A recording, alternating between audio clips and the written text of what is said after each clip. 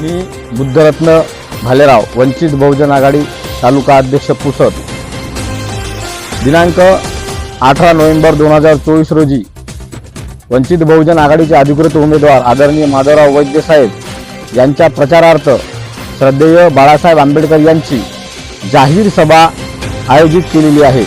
या जाहीर सभेस वंचित बहुजन आघाडीच्या वतीने व उमेदवाराच्या वतीने असं आवाहन करण्यात येते की या विधानसभेमधील सर्व जाती धर्माच्या लोकांनी सहभागी व्हावे आणि श्रद्धेय बाळासाहेब आंबेडकर आज जे विधानसभेच्या नंतर आपल्या आरक्षणामध्ये क्रिमिलेअर आणि उपवर्गीकरणाचा जो खास मुद्दा आता ऐरणीस येऊन ठेपलेला आहे, या मुद्द्यावर आपल्या सर्वांची हितगुज करणार आहेत।